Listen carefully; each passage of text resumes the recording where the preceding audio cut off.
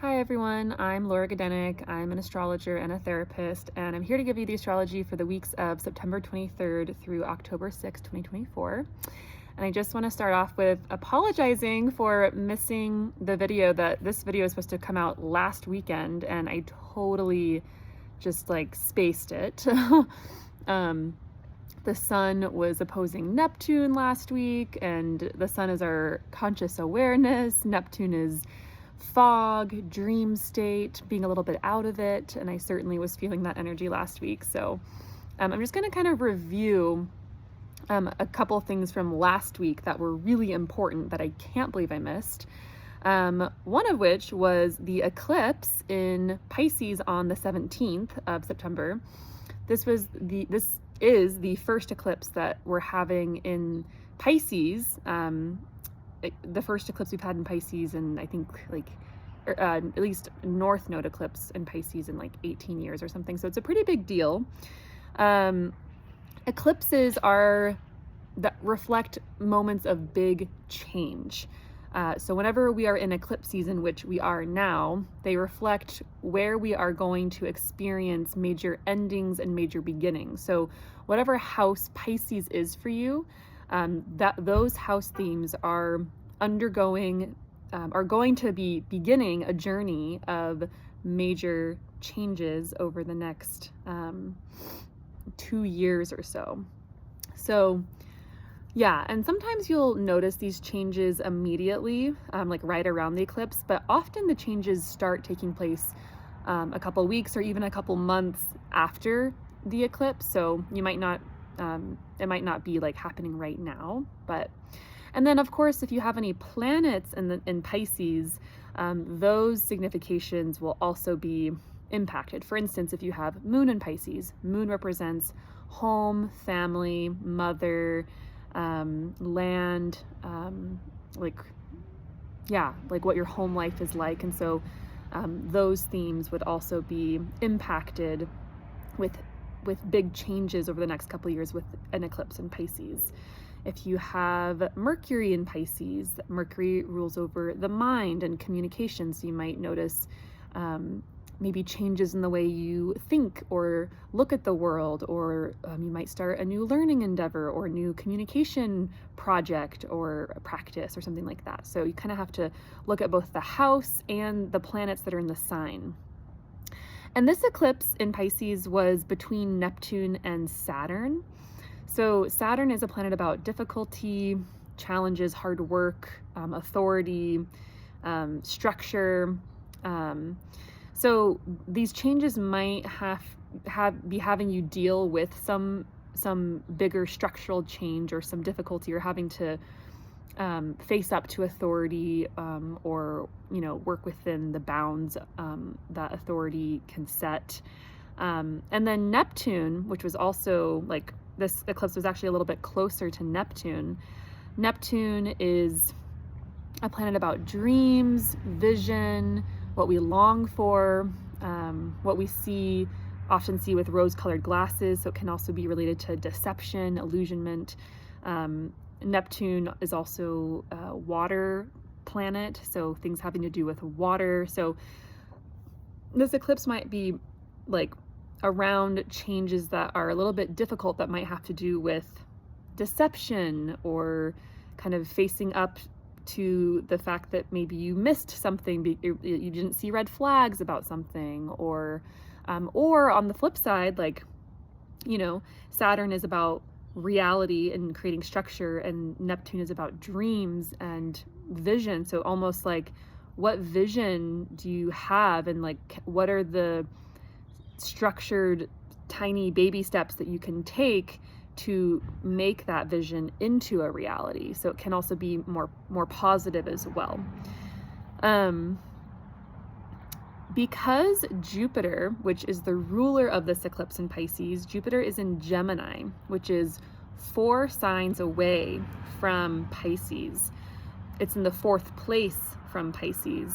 This is ancient Greek Hellenistic astrology method. 4th house topics might also be coming up for change. So that is home, family, land, your home life, etc. So those might also, you might be experiencing some changes with those themes and topics as well.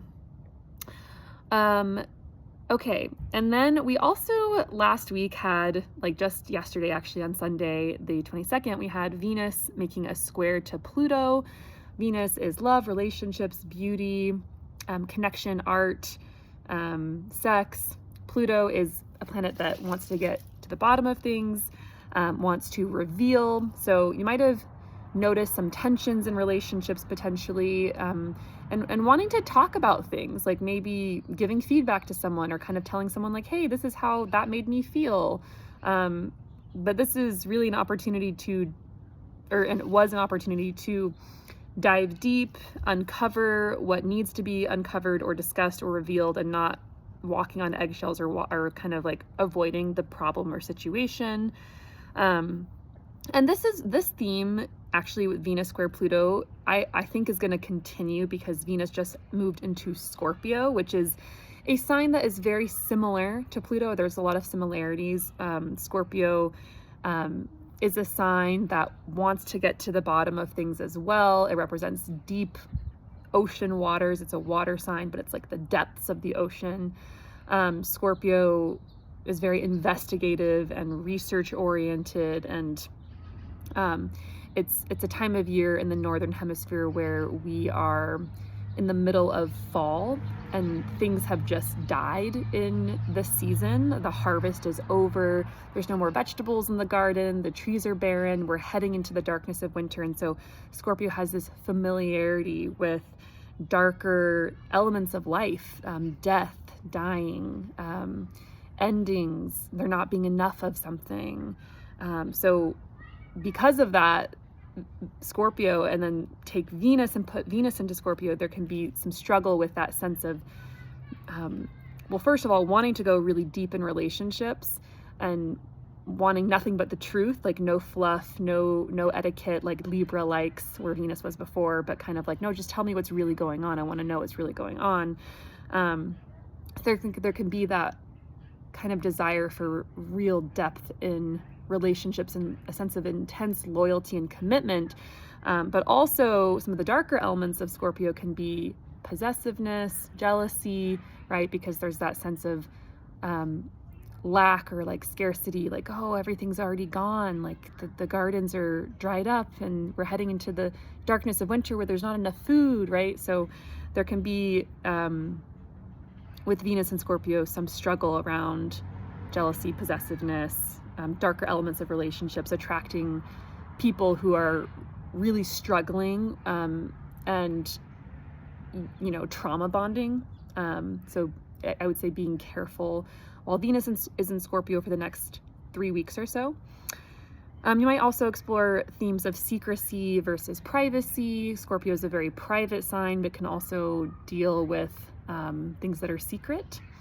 But yeah, so similar to Venus square Pluto, Venus and Scorpio is also, the values of Venus and Scorpio are also justice, like what is fair, fighting for justice for Venusian things. So that might be femme people, the LGBTQ community,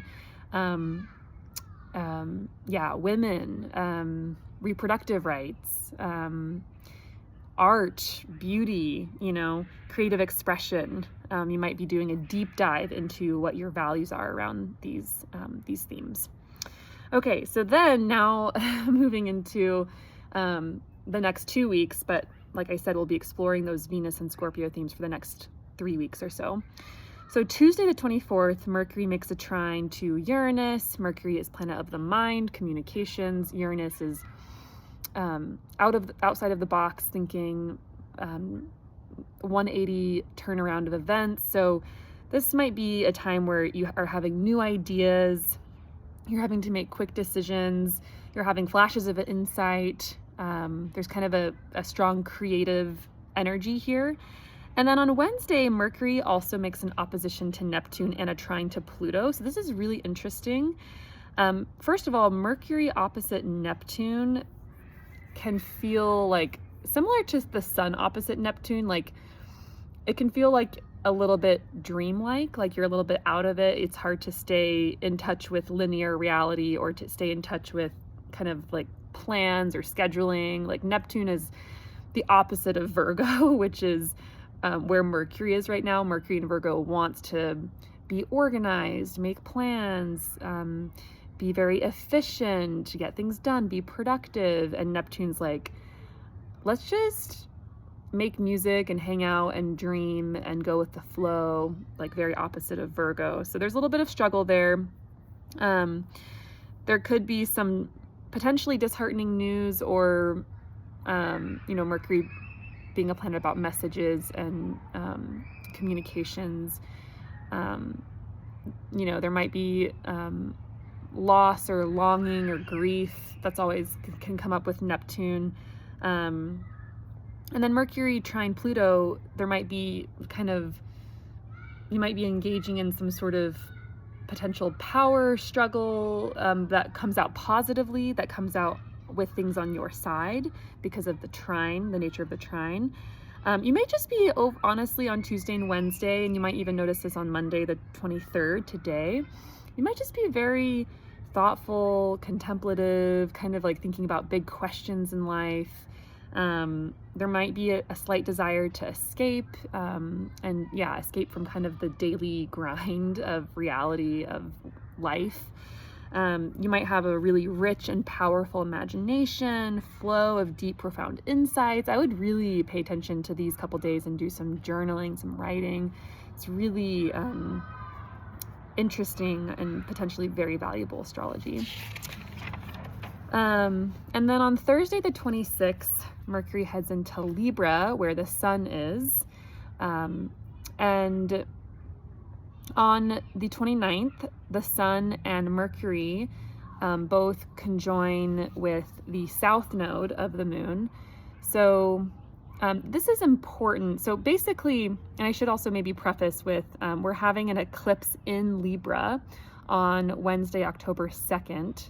And so this eclipse is the third and final eclipse in this series in Libra. We started these eclipses back in October of 2023.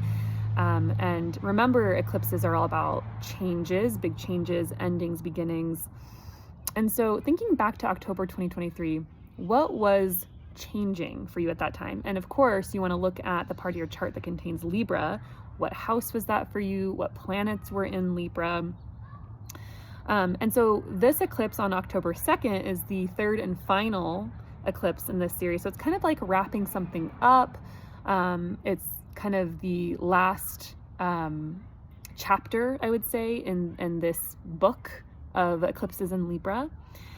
And so kind of backing up to Sunday the 29th, when Mercury and the sun conjoin the south node in Libra, this might you might just have important conversations and happenings and events that are related to the eclipse that happens on the 2nd. So really from like Thursday the 26th through October 2nd, it's very eclipsy because both the sun and Mercury head into Libra and then conjoin the south node, which is where we know eclipses happen, because where the nodes of the moon are where eclipses happen. Like on Monday the 30th, the Mercury and the sun conjoin, so they come together at 8 degrees of Libra, very close to the south node. And so, yeah, there's just going to be lots of conversations, lots of messages, communication around Libran things, relationships, agreements, terms, boundaries, love, sex, intimacy, rules, laws, what are like art, beauty. These are all, I'm saying all this because these are Libran themes and Venusian themes. Venus is the planet that rules Libra. And then when the sun and Mercury come together in that conjunction, there might be an aha moment, a moment of clarity or understanding or insight around what these Libran eclipses have meant for you. It's kind of maybe just, once again, like a little moment of maybe even new information comes in that you didn't have before. Maybe you make some sort of decision. Libra is a sign about judgment. Libra is associated with the scales, and what do scales do but weigh? Scales weigh things to to tell their value. And so this might be a moment of kind of making a decision, and you might have to, over the next, like around Thursday the 26th through the 2nd, really weigh your options, weigh, like put everything, like even just like writing everything down, like pros and cons, and really weighing the value of one side versus the other in terms of making a decision. So yeah, so that's kind of the big thing for that week, is we're still in eclipse season, and Mercury and the Sun come together, and there's going to be lots of conversations and communications around maybe what's fair, what's just, what makes sense, pros and cons. And in the middle of all of that, on Sunday the 29th, Mars in Cancer makes a trine to Saturn. So Mars is about go, go, go. Saturn is about stop, wait, put on the brakes. Is this really what we want to do? So this might be just a day, or you might notice a couple days before, of having to do some heavy lifting in terms of your energy, having to work slowly towards a project, or you might just have a lot to do. But it's a supportive aspect. Trines are of the nature of Jupiter, so it should be helpful, honestly, for you to get something done, for you to accomplish something, and do some heavy lifting, some hard work. It's a good aspect for a sustained energy. So, but also, of course, it's always good to intentionally rest as well. Okay, so then Friday, the 4th of October, after the eclipse, moving on, although the eclipses are really the biggest part of the next 2 weeks. On Friday the 4th, Venus makes a trine to Saturn. Venus is, planet of relationship, love, beauty. Saturn is structure, stability, commitment, hard work. And this is a supportive aspect. So this might be a moment where there are maybe commitments made in relationships, or at least like clear boundaries in place. And it could even be commitment not only in relationship, but to a practice, to art, to self-expression. There's a lot of patience, I think, with this aspect. Saturn representing time and age and things that take a long time, and sustainability. And there's kind of a emphasis on like what makes relationships sustainable, like what do you need, what do I need, how can we make this work long term. And there's also kind of a sense of wanting to be there for people long term and be responsive. And Venus in Scorpio, like I said, wants to go very deep relationally, and then Saturn is like, well, how can we make that last a long time? Like maybe going too deep might not be super sustainable. So how do we have that level of that depth and level of care and love and commitment, but also make it last? So there might be some conversations around that.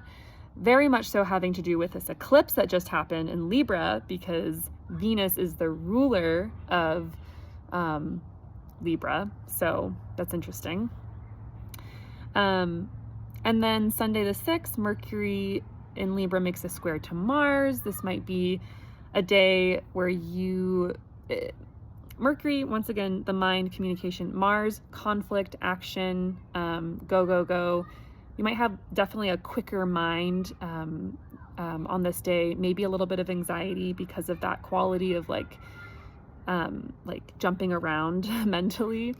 You might, Mercury and Mars together kind of creates this quickness of action, like wanting to like talk to a lot of people and jump around to different events and be a little bit more social. There might even be a little bit of conflict to navigate. Mars is the planet of conflict. And it might even be conflict around avoidance. Honestly, Mercury in Libra wants to negotiate, wants to create agreements, wants to have a little bit more clarity through rules and kind of like terms.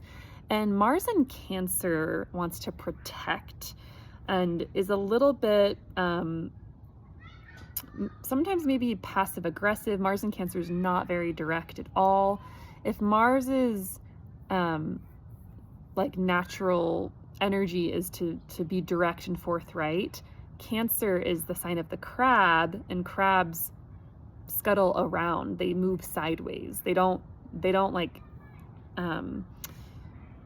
approach things head on because of safety. Like there's kind of a like Cancers are often very aware of what's safe and what isn't safe. And so Mars in Cancer is not direct or forthright. There's a very big awareness around safety and what's not safe. And so there might be more protective mechanisms or a desire to avoid. And so that could create a little bit of tension or conflict because Mercury in Libra is like, I want to communicate, I want to collaborate, can we create these rules and these agreements? And Mars in Cancer might be a little bit evasive. So because their goals are at odds. So there might be kind of this sense of not feeling like you can negotiate or create clear terms with someone who's circling around an issue, which I know it sounds very different than what I just said about Venus trine Saturn, but this might even be with completely different people, right? Like you have to look at the different areas of the chart that are being activated. Venus in Scorpio is a different part of your chart than Libra, right? So, yeah. Okay, so I'm gonna stop there. I hope this was helpful. Sorry again about missing the last week update, and I'm available for consultations. Please reach out if that's interesting to you. Otherwise, I'll be back in a couple weeks with another astrological update. Take care.